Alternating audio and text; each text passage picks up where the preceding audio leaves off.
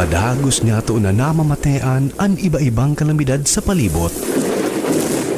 Natural man o kagibuhan nin tao. Padagos ang pag-init kan kinaban. Malala na sitwasyon kan polusyon sa paros. Maging sa katubigan. Basura na itinapok niya to sa kadagaan, sa ininapapaduman. Panahon na, tapuso na ang pagbabarasulan, asin pagtutururuan. Kaya ta daw hampango na nagyat na inikan kapalibutan? Kaya! Kaya ta! Kayang-kaya! Kaya!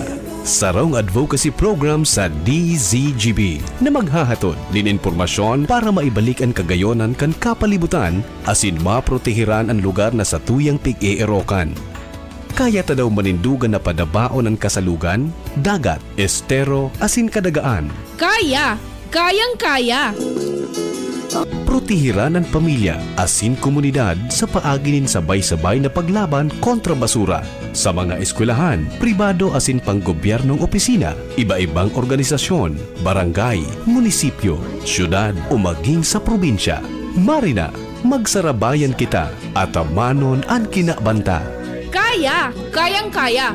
Tamang pagmanihar kan basura, punan niyato nin seryoso sa pamilya. Mag-segregate kita ning basura, asin gibuho na parte ini kan buhay ta. Kaya! Kayang-kaya! Kaya, ang programang ini, madadangog alas 2 ning hapon, kada Sabado. Hatod sa Indo, kan iba-ibang partner agencies, asin kan DZGB. Ano? Kaya ta? Kaya! Maray na hapon mga tugang, welcome sa programang Kaya sa Radyo DZGB. Sa pangaran po ni VP Henry Maceda na regular nindong nakakaibanan ngunya na hapon. Ako na po ngunan sa indong makakaiba. Ako po si Shara Mayleron. Asin ngunyan po, makakaibanan taman ang mga estudyante, ang mga magagayon asin na pogi na estudyante kan Legazpi City Science High School. Kaibanan man syempre sa indang advisor, taday man pwede magluwas ang mga estudyante kung warang advisor, di ba sir? Yes. Si Sir Fernando Brabante from Legazpi City Science High School. Yaon po sindadig di mga tugang para tukaron ang mga environmental initiatives, programs, projects kan Legazpi City Science High School. So siguro po unanta na ini yung pag-uulay ta Sir Brabante po sa imo na po muna. Sige sir. Sige po. Magandang hapon po sa inyo po Ma'am Sara at sa tagapakinig po natin dito sa DZGB Kaya Program. Ako po si Fernando S. Brabante, ang advisor po ng YESO sa aming school, Legazpi City Science High School. At ako rin po ang tumatayong Vice President ng Legazpi City Earth Savers Club po. So ito po ang aking ika-4 na ng taon bilang advisor po sa YESO sa aming school.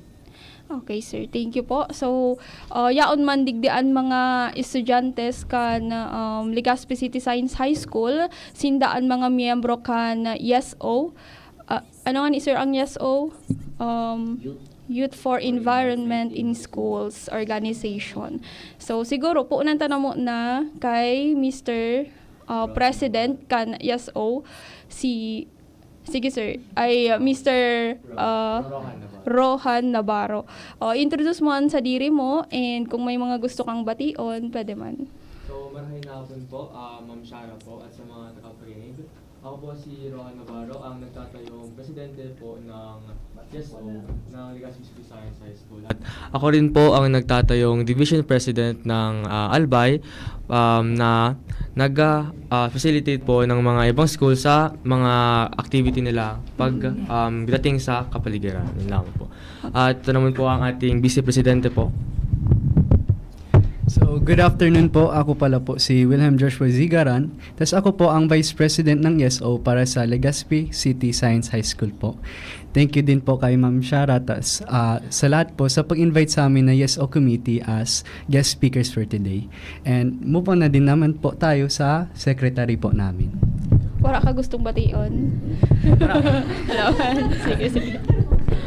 So, ayan, marhay na hapon po sa Indong Gabos. Ako po si Julian Luis M. Balmes, sarong grade 10 student hali sa Legazpi City Science High School. Ako po ang kasalukuyang kalihim kan sa Youth for Environment in Schools Organization. At sa kuyang role po sa Laog kan Campus ay nag-document and nagsusulat po ng minutes of the meeting. And aside from that, syempre nagsiserve din po ako bilang isang mabuting eco-warrior. Okay, so magpatuloy na po tayo sa susunod na officer. Wow. Sige. Sino ang susunod? Si Auditor, si Miss Auditor. Maray na hapon po sa Gabos. Ako nga po pala si Krisha Sheen E. Baconggalio, ang auditor po ng YESO po. Ako po yung nagtumutulong po sa aming treasurer na alamin or improperly manage yung mga budget na napupunta po sa aming club. At para po mas maano po namin na napupunta po sa tamang mga proyekto yung mga budget na napupunta po sa amin. Yun lamang po. Ang susunod po tayo sa susunod na Si PIO, si Miss PIO. Maray na hapon po sa Indong Gabos. Maraming salamat po sa pag-imbitar sa samong organisasyon sa Legazpi City Science High School. Ako po si Kate Janelson Kuya, ang nagtatayong Public Information Officer. Ang sa kuya pong tiigibo, ako po ang nagahatod kang mga impormasyon na kaipuhan maaraman kang sa kuyang mga kamiyembro upang updated sinda kung ano ang igibuhan may. Ito lamang po at ang susunod naming officer ay si... Tayo ka na lang po. Marahay na hapon po sa Indogabos. Ako po si Daniel Kitar Adja at ako po ang nagtatayong Protocol Officer 1 ng Legazpi City Science High School YESO Club.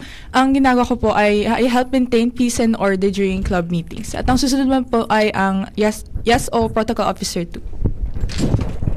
Maray na hapon po sa Indogabos. Ako po si J.R. Vant Anascanio. Ako po ang Protocol Officer number 2. And kami po din ang nagplano ng mga events po sa aming club. Next na. Sino po?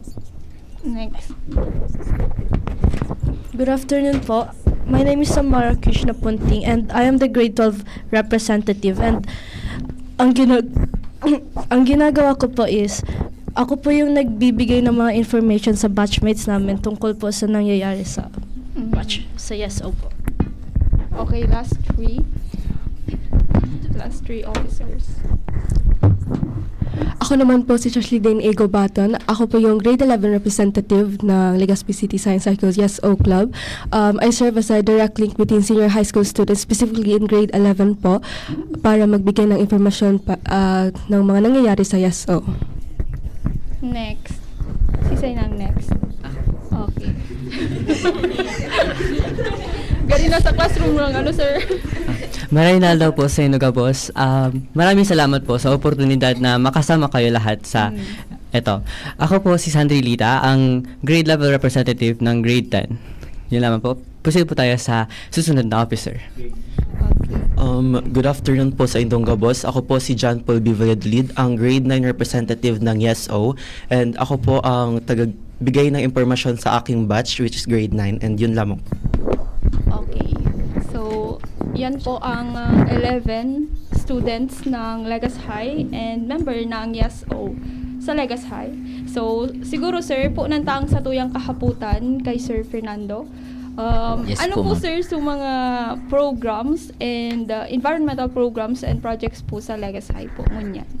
Sa ngayon po, ang sinumulan po muna namin sa information dissemination campaign na binibigay po namin sa mga advisors para ma-orient po yung mga students tungkol po sa tamang management ng ating mga basura. Yung iba naman po, yung mga dati pong program, pinapatuloy na lang po namin. Although medyo iba po ngayong taon. So, ina-adapt po namin yung mga policy, program and activities namin na nakaayon sa DepEd memorandum sa taon ngayon. Okay. Ano po sir yung mga policy ng DepEd this year? Number 1 po yung instructional block na kung saan bawal po magkaroon ng mga activities sa instructional block. So kung magkakaroon man po kami ng activities, doon po gaganapin namin sa tuwing Sabado or sa mga shortened schedule na binibigay po sa amin ng school. So nagpapasalamat po kami sa aming punong guro kay Sir Fred Apuli kasi binigyan po talaga kami ng schedule para mag-meet up ng mga officers, magplano tuwing Huwebes po yan. So napakaganda po kasi maganda yung ugnayan ng admin, ng teacher at ng aming organization. Kasi gusto naming ma-manage po talaga yung mga problema sa school, lalo na sa usaping pang kapaligiran at sa yung mga basura. So, mas maganda po na maayos po namin to kasi madalas po na maraming bumibisita sa school namin kaya dapat po talaga naming ma-maintain ang cleanliness, orderliness at pagiging green po ng aming school. So, para masabi po na science school po yung pinupuntahan po nila. Opo. Bali, nakadyan naman ako, sir, sa Legazpi City. Salamat po. Malinigon po talaga ang environment. And also, sir, yung mga may mga previous kayong project regarding environment, di ba po? Ay, opo. Yung previous po namin, same pa rin naman po yung waste segregation, tapos yung clean and green program. Kasi parang na namin, yearly na ginagawa yung naglilinis po talaga sa buong campus. At yun din po ang gusto ng aming school admin para maganda po yung school namin. Ngayon po, ang dinagdag po namin yung program kasi ng aming principal na yung pagtatanim sa paligid, lalong-lalo na yung sa doing corridor sa mga classroom para medyo maganda naman po.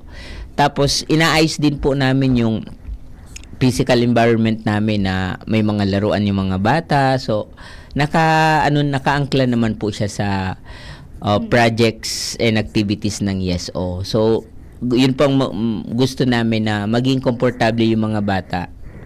Paano nyo, sir, inikayat or ini-encourage yung mga students na makibahagi sa mga ganyang campaign nyo po sa environment? Tuwing Monday po, pagkatapos po ng flag ceremony, binibigyan po kami ng oras ng school na kung may mga announcement, doon po namin na-announce. Sa ngayon po nga, tuwing 2 beses po sa isang linggo, nagkakaroon kami po ng checking sa bawat classroom. So, may mga grado po yung binibigay para mapanatili yung kalinisan sa loob ng classroom. So, hindi lang po sa labas, pati din po sa loob. Yun nga lang po, challenging po talaga sa amin ngayon yung waste segregation. Lalo na medyo madami po ang students namin ngayon at saka yung volume ng waste generation namin medyo malaki. Although, as compared nung nakarang taon, na nabawasan na namin ng kaunti kasi yung mga bata hindi na pwedeng mag-order sa Grab, sa Jollibee. So purely lang po magdadala silang pagkain or sa canteen po.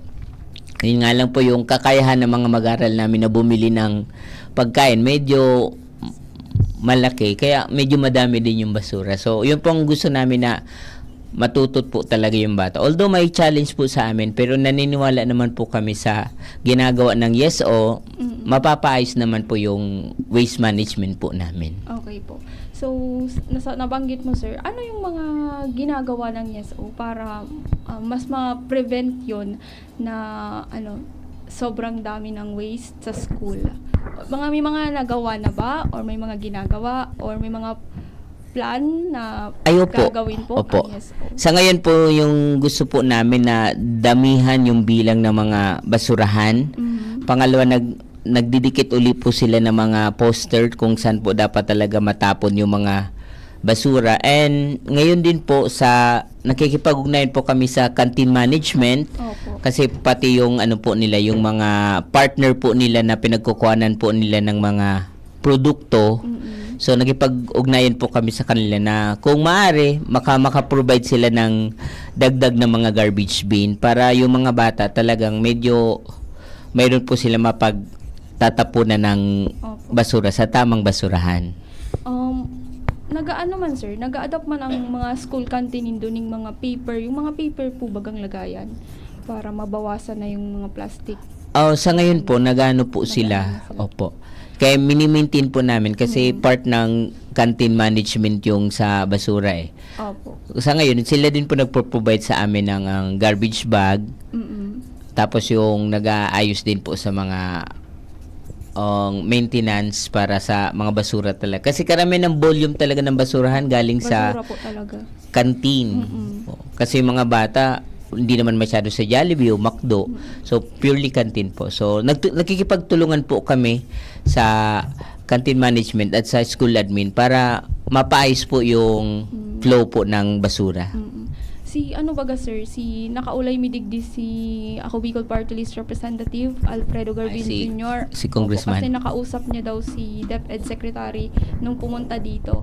Parang may plano siyang i-integrate, kausapin yung DepEd na i-integrate yung sa subject, yung tamang waste management. Kasi grabe na daw kasi talaga ang ano yan, issue ng basura dito sa Pilipinas.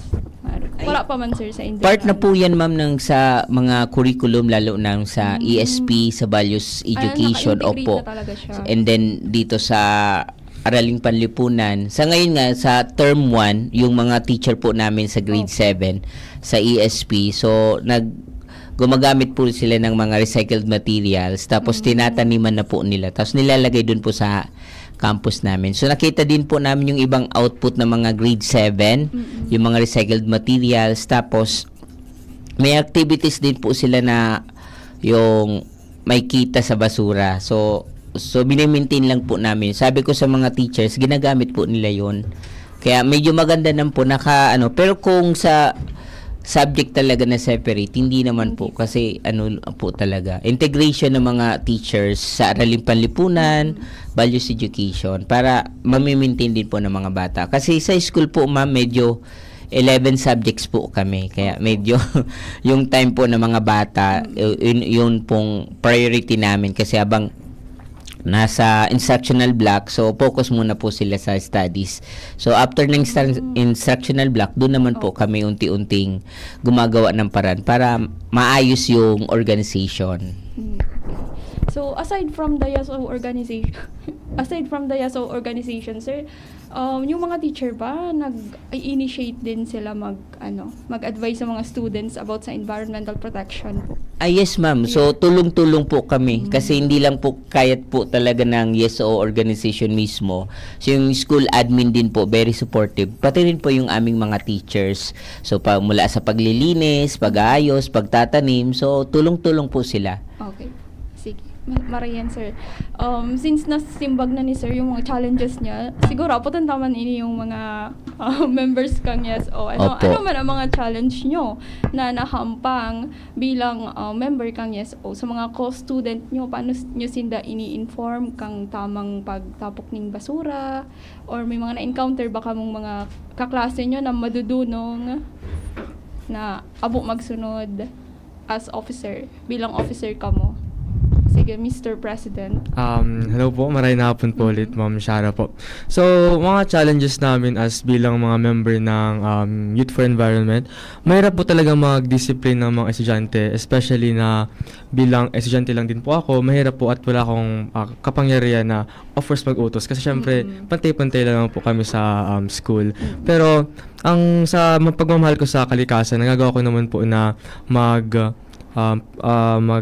initiate po ng mga plano para at least malaman po ng mga estudyante yung tamang paraan ng pagtatapon ng basura. Isa na din po ang example dyan is yung paggawa ko po ng proposal para sa mga signages sa ating mga basurahan para at least may maintain yung information ng mga estudyante na may tamang nilagyan yung mga ating mga plastic, mga papel, mga biodegradable at mga food compost po. Okay. So, verbally, wala ka naman na, ganito dapat ang wala namang ganon. Wala naman.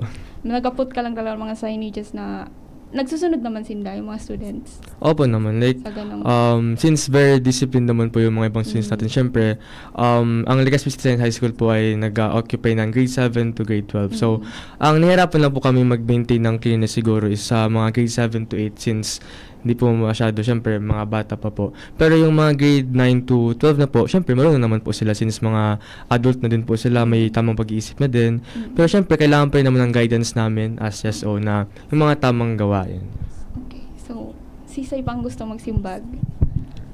Mga challenges na na-encounter nyo? So, hello po. Ako po si Josh po ulit. Yung isang challenge din namin po is yung mismong pag-implement or sa mismong pag-announce sa mga students. Napansin ko po, pag may mga bagong proposals ang mga YesO po, medyo nahihirapan po kami kuha ng atensyon ng mga estudyante po. Kagaya ng pag-announce pag Monday. Kasi may mga situations po na may mga announcement and proposal kami, pero di naman pumapasok po sa mga utak ng mga students. Kaya doon po,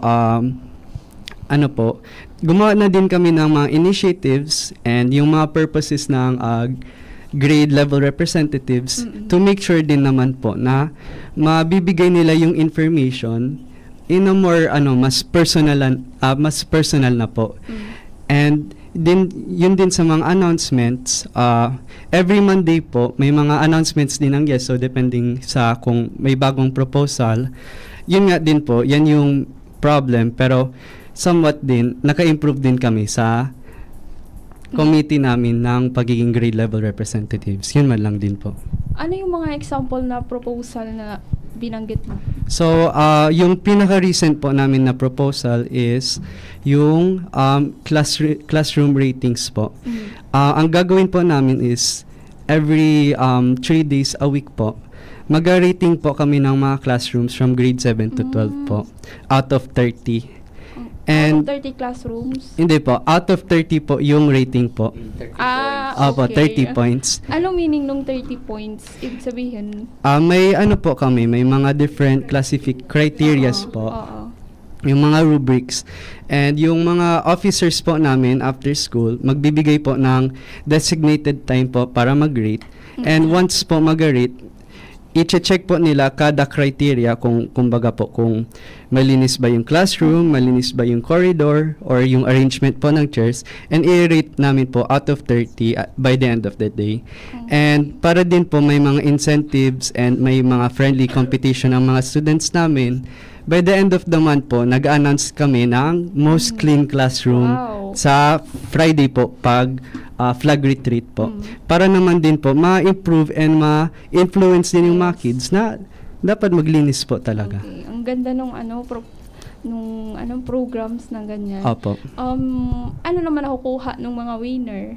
Well, as of right now po, ang nakukuha po ng winner is yun na mismong title pa lang po. Okay. Pero may mga interest din po kaming YesO na magbigay po ng mas bigger rewards soon enough po. Parang i-improve din po namin yun. Baka po influence po yan sa mga grades or mismong mga kahit pagkain lang po. Mga mismong simple lang na mga treats para sa mga bata. Kaya yan ni Sir Fernando magano. Kaya niyan po.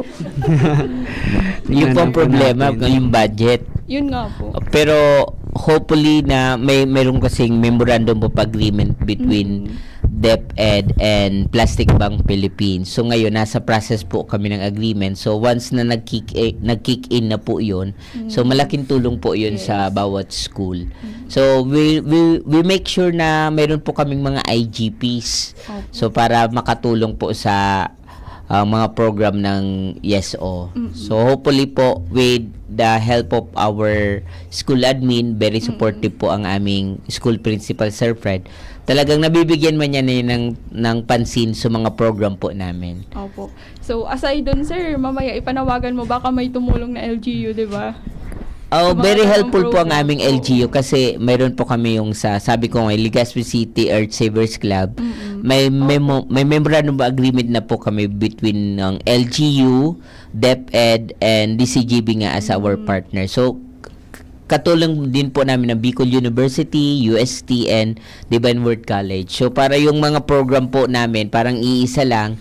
So, para sa mga estudyante. Yung sa amin nga lang po ang medyo sa amin yung instructional block. So hindi tulad noon na pag may activity kami one whole day.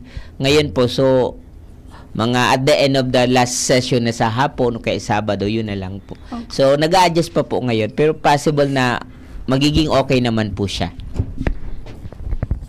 Sa panahon ngayon, Sir, na madami na baga tayong mga environmental problems, yung sandamakmak na basura sa Pilipinas, bakit kaya mahalagang maturuan natin yung mga kabataan sa school pa lang about sa waste management or other environmental protection, conservation po?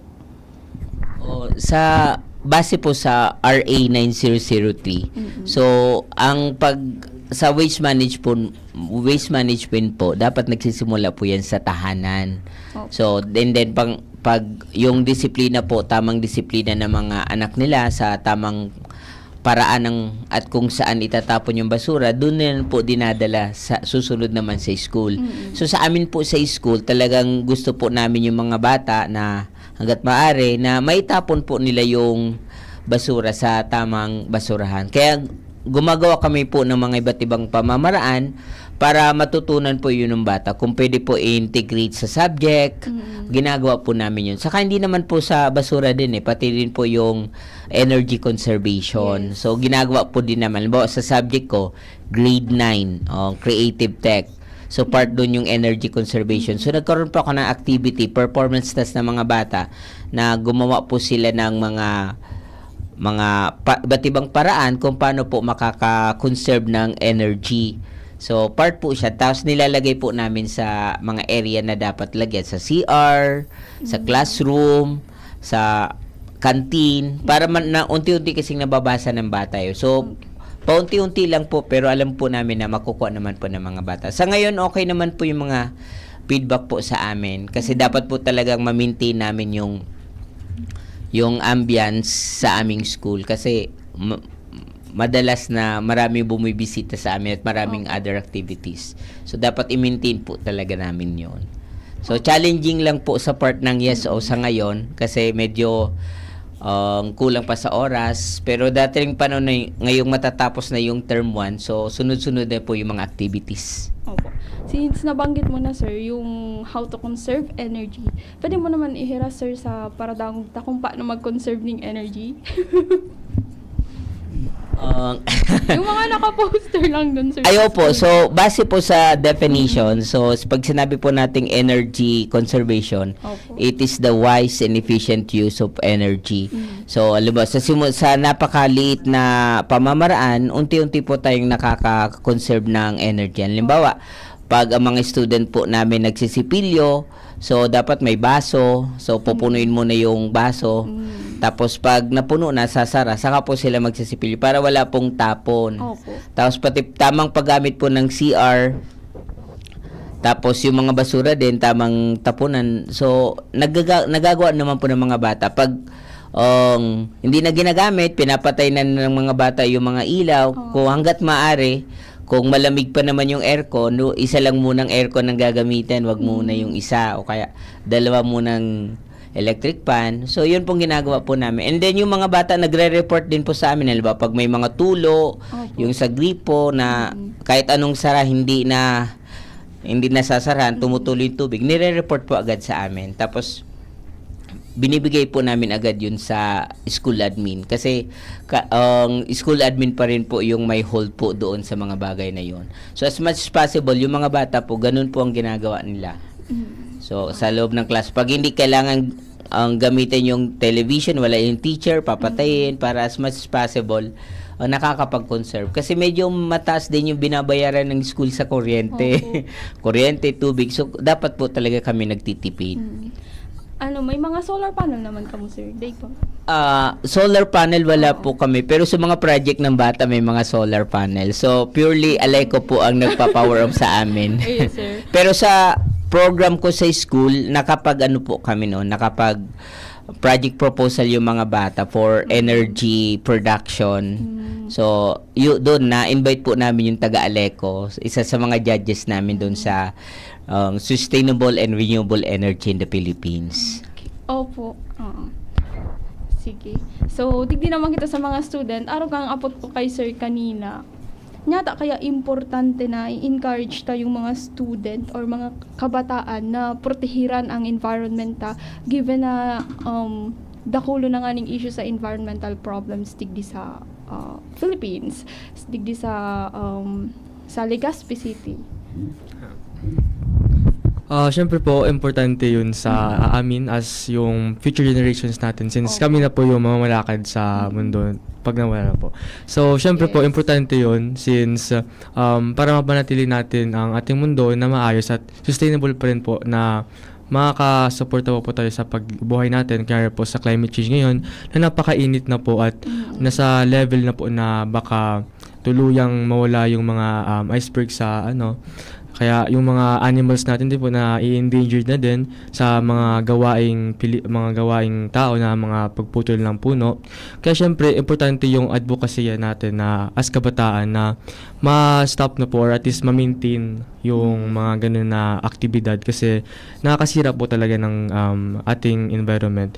At kung gagawa naman po ng ganun, syempre dapat po mag-rely po tayo sa mga renewable na mga sources, kagaya po yung fossil fuels natin, sana po umalesen at sana po mag-turn tayo sa more renewable sources, di lang fossil fuels parati since actually na Philippines po sobrang excess use ng fossil fuels at di unti lang po yung mga kumpanya na nakagamit ng renewable na energy.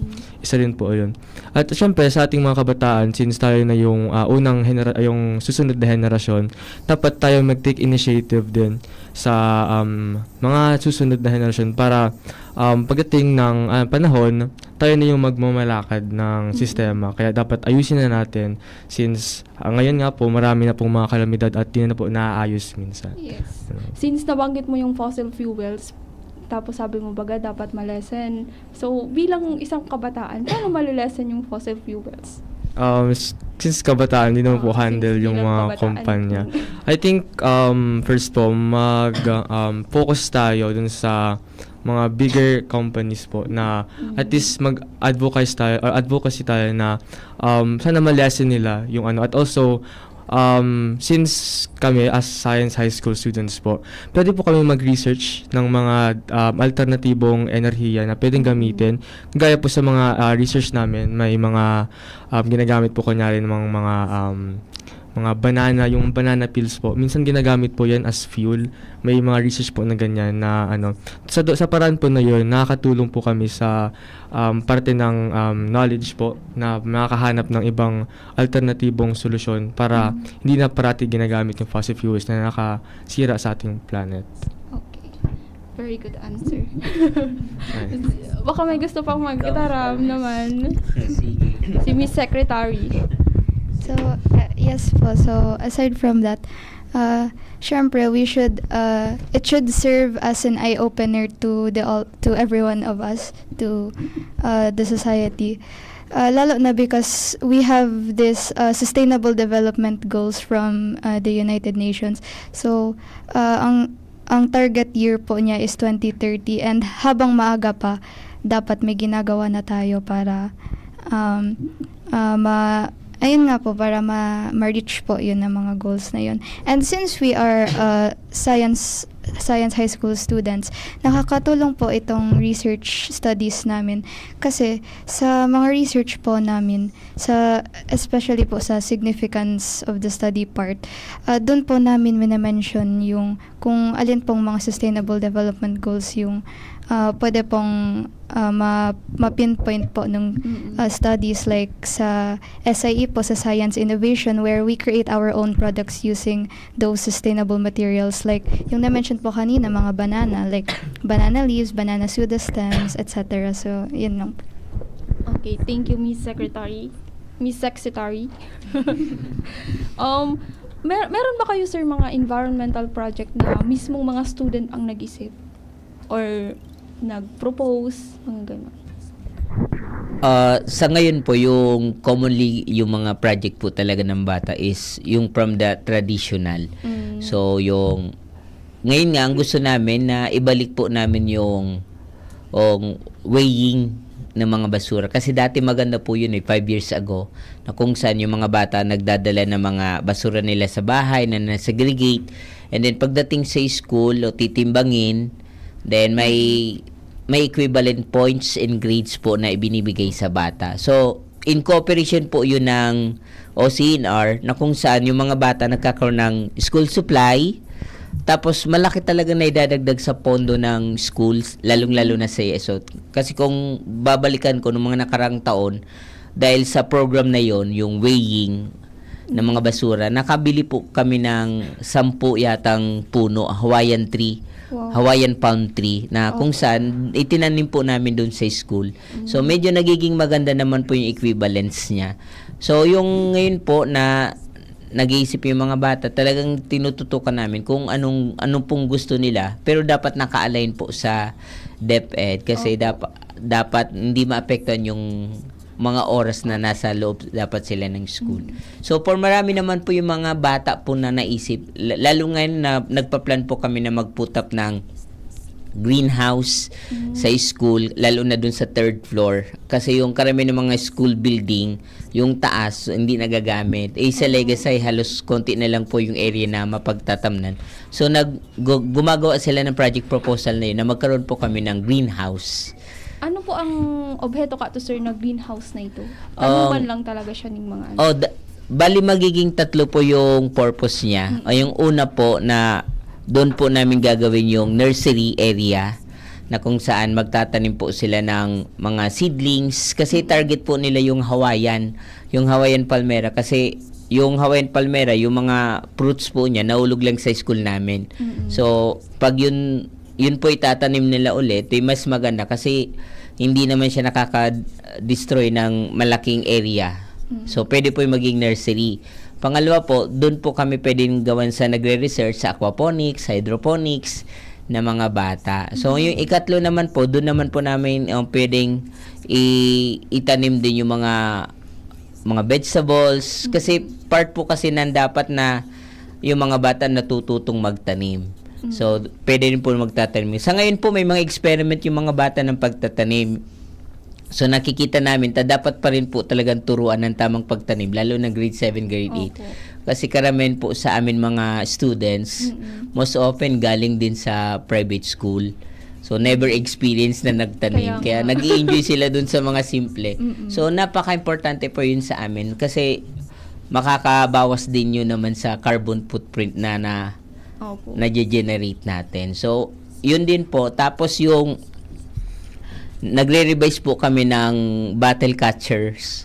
So bali yung as suggested nila, yung battle catcher namin 3 na. Kasi nalaman po namin kasi yung isang pet battle, ang 3 pa lang pwede maging basura niya. Yung takip, separate din po. Saka yung battle at saka yung plastic doon na nakapaikot.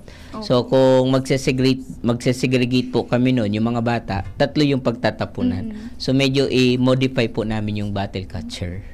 Gari, nahiling ko yan, sir, sa Opo, yung parang sa SM, maganda. Mais po talaga. Gusto po namin talaga mag-partner sa SM. SM Legaspi, baka naman dyan. Mag-sponsor ka sa amin. So yun po ang gusto po namin na matuto yung mga bata. Kasi talagang yung mga bata namin medyo may kaya. Kaya ganun. Gari, sir, makaugak man ito, halion mo sa takop. So, di ba? Opo, kailangan lang. Kasi yun din ang challenge namin. Kasi yung recess time talaga ng mga bata, lalo na pag recess, 15 minutes lang. Medyo marami ang bumibili sa kantin. So, hindi man nakakaya ng kantin namin na isa. Kaya nga yung ginawa po ng aming school principal, gumawa po siya ng mobile canteen. So, yung isang canteen, dinala po dun sa senior high school para medyo mabawasan na yung pila. Kaya nga siguro yung mga bata, imbis na dahil sa pagmamadali, hindi na talaga natatapon yung basura sa tamang basurahan. So, hopefully ngayon po, ginagawa po namin yung para na matuto po talaga yung mga bata. Ito, sir, na gulayan sa paaralan. Active pa ito? Yung gulayan sa paaralan? Opo, active po siya sa iba-iba pong school. Sa amin lang po talaga na hindi namin na makapagtanim talaga ng mga gulay. Pero mayroon sa amin doon, yung naitanim namin 2 years ago, yung mga kalamansi. Oo, so dapat kasi yung kalamansi, mag-harvest, tapos ibebenta para may dagdag pondo. So far, wala naman po talaga kami. But we try sa mga tahanan nila, sa mga subject discussion, binibigyan namin yung halaga yung pagtatanim, yung urban farming sa mga bahay. Pero igwa naman ba kamo sir, sabi mo itong greenhouse. Opo, Mabalik opo. man giraray Opo. gulayan sa paaralan. Iba Sana po ma-realize po Oo. yun kasi parang napaka-importante yun eh Opo. para sa mga bata. Aside dun sir sa greenhouse, may iba pa kamong programs, advocacy sa school? Ito po yung isa sa program po namin yung gagawa po kami ng announcement doon sa labas ng gate namin. Kasi may mga visitors po tayo, halimbawa yung nagtutour. Opo. So, karamihan yung mga nagtutour po doon, nagkakalat ng basura doon sa labas ng school. So, sabi nga ng OCNR, dapat ma-remind din namin na yung mga nasa labas na wag magkalat-kalat basta-basta ng basura. So, information dissemination. So, ngayon po, ang dagdag po namin talaga na, yun nga, tama nga yung sabi ni Congressman Garby na unti-unting ilalagay sa curriculum yung mga topic ng tamang pagsegregate ng basura. So, unti-unti namin yung nakipag-coordinate po kami sa mga teachers para mailagay po siya. Para matulungan din po kami na mapaganda at mapaayos yung ecological solid waste management po namin. Saka isa pang basura namin, problema yung mga food waste. So, mga sakani ng mga bata, yung mga yun. tira-tira. O, tira-tira. Kaya nga nagpaplano po kami talaga na mag-put up din po kami ng compost pit. Opo. Yun nga lang. So, medyo yung maliit yung lugar. So, nag-uusap po kami ng canteen management. Opo. Na kasi basura po talaga nila yun. Dahil sa mga binibili ng bata o kaya medyo madami yung food waste na namin ngayon. Tsaka yung mga food waste baga sir, pwede yan ma-transition ba sa isang pataba? Fertilizer, Pwede diba? rin po, opo. May mga ganun akong na-encounter na. Kaso medyo may liquid siya, so dapat medyo control. Kasi yung school namin, school yan, may mga bata. So medyo tinitingnan natin, critical, baka magkaroon ng bacteria, infectious, so baka maapektuhan yung bata. So we are coordinating with the OCNR and school admin kung saan at gaano kalalim, kung anong tamang compost pit na gagawin. Kasi para mabawas na yung bata. Kasi target din namin sa paglalagay ng basura na mayroong food waste din. Separate, di ba? Yung food waste. Para doon na itatapon ng mga bata. Okay. So, sa mga students naman natin, sa tingin nyo, bakit kaya mahalaga na mga estudyante mismo ang magkaroon ng boses pag-abot sa environmental protection and conservation? Sisay, pwede magsimbag. So, mga tayo, dyan nagtatara, mapapanos na ang liwoy. For me po, napaka-importante po na yung mga student po natin mismo yung mga nag-i-initiate. Yung mga student po mismo natin, yung mga nag-i-initiate na po doon sa mga basura po nila or yung mga na-generate po nila basura kasi sabi po ng advisor namin na once po na tayo yung kumuha ng basura, tayo na po yung may responsibilidad na i-segregate, i-reuse or i-recycle po yung basura na nagamit po natin. And as for right now po kasi tayo po yung mas maraming advanced knowledge tungkol po sa mga pwedeng pwedeng gawin sa mga basura natin kasi nga po natuturo po siya sa atin sa school, lalong-lalo na po sa mga subject tulad na lang po ng research po. Doon po sa research na yun po, natutulungan po tayo na i-reuse po yung mga basura na generate po natin at lalong-lalo na po yung mga nasa paligid lang po natin. Yung mga basura po na nakikita natin sa kapaligiran, marami pa po siyang pwedeng paggamitan po, lalong-lalo na po sa pagtutulong po or mas maging maganda po yung mga bahay at school ground po natin. So, yun lang po. Salamat. Okay. Thank you, Miss Auditor. Auditor ba? Okay. So, sir, kung may isa kayong environmental message or advocacy na gusto nyong iparating sa mga kabataan or sa community, ano po ito? Sa environmental message ko po sa mga kabataan, so kailangan po namin ng suporta ng mga kabataan. Makiisa po tayo sa programa ng YesO, programa ng ating city government, ng municipal government na natulungan po natin ito para mapadali yung pagsasaayos, paglilinis ng ating kapaligiran. Kasi napaka-importante po ng ating lugar o kapaligiran ay malinis at maayos. Lalo ngayon sa panahon, ngayon, maiwasan natin yung mga sakit na naidudulot ng maruming kapaligiran. So, yun lang po. What about digdi sa students natin? Kung may isang environmental message or advocacy kayong gustong iparating sa ating mga, sa kapwa nyo kabataan, ano ito? Bilang isang kabataan po, ini-encourage ko po na dapat maging responsable tayo upang mas mapanatili natin ang kalinisan sa kapaligiran, at kailangan po tayo makadevelop ng initiative at ang pagiging disiplinado, dahil ang pagiging disiplinado natin, yun po ang doon nagsisimula ang ating initiative. Kumbaga, sa bahay ito simula pagkabata, doon na tayo namulat sa kung ano ang dapat natin gagawin, na dapat kailangan natin maging malinis, mapanatili ang kalinisan sa kapaligiran, dahil sa paglaki natin, madadala natin ito sa ating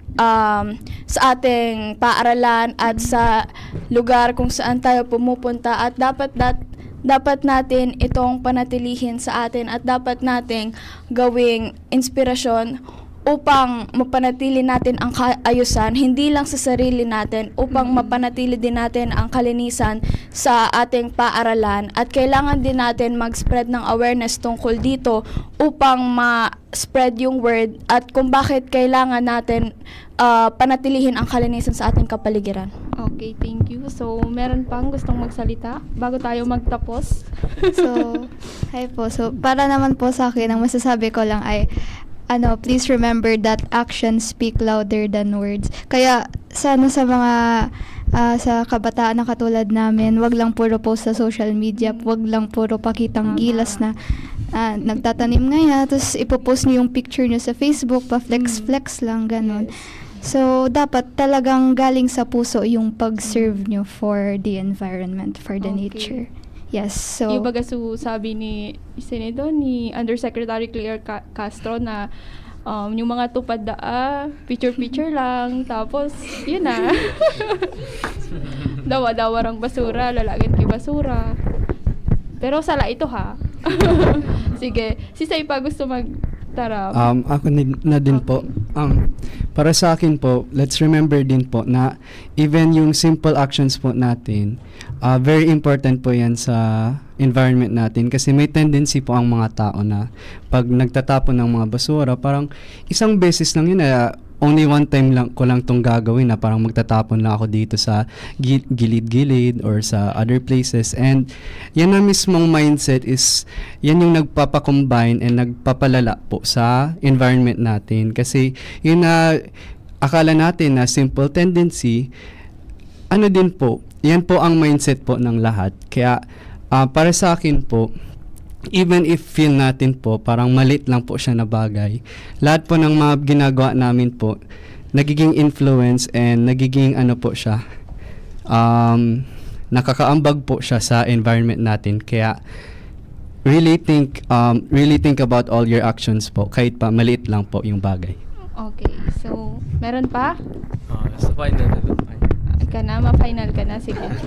Para, dahil I Okay, think Mr. matatime na tayo 3. So, once again, salamat po sa pag-imbita, Ma'am Shara po, at ang buong DZGB po, upang malakap yung aming advocacy sa environment namin. At sana naman po sa lahat ng kabataan, at hindi lang po kabataan, syempre, sa lahat na po ng tao, sana po mapanatili natin ating kalinisan, at dahil may mga babala na po na patuloy na nag-worse yung ating kalamidad. Patuloy naman po sa mga kalamidad na nangyari po ngayon, especially na may nagbabanta po na Super El Nino po sa Pilipinas. nakakatakot na scenario. So sana mapanatili pa rin natin ang advocacy even though sa mukha ng mga tao nakaka-boring, nakakapagod, parang nakakadumi kasi yung mga ibang kabataan nadudumihan na parang ay ayoko sa basura, nakakaarte yung ganon. Sana wag naman po dahil paglilinis ay parte na po yan sa ating buhay as person na naglilive dito sa planeta dahil kung kaya namin, dapat kaya nyo, kaya ta, at kaya. Yan, this is GB. Wow, kaya! Pwede na ito, sir, Ipapalit ko dyan sa i-record yung sinabi niya. Ito ulit? Paulit daw.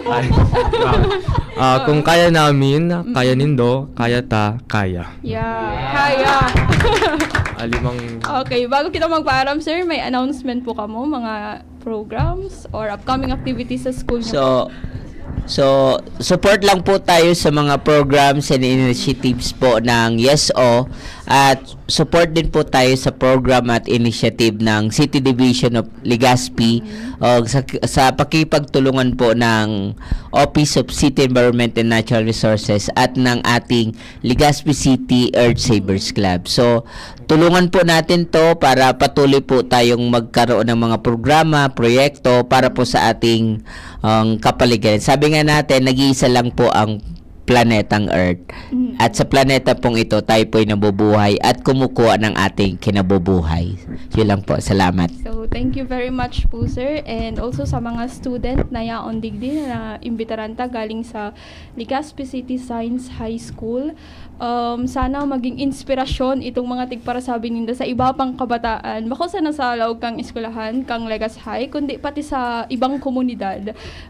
So, yun, thank you po sa DepEd Legazpi sa pagtaunin oportunidad sa DCGB na makaibanan ini yung mga estudyante tsaka si Sir Fernando Brabante from Legazpi City Science High School. So, nakaibanan ta po sa Lado Technical si Sir Ronald Baldo, sa IT si EJ Brimen.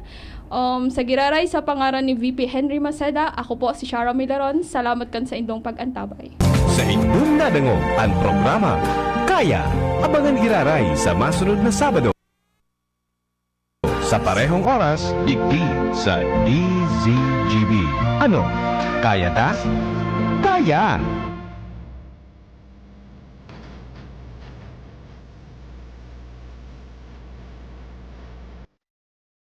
Ang oras hatod sa Indokang Lemex for Kids.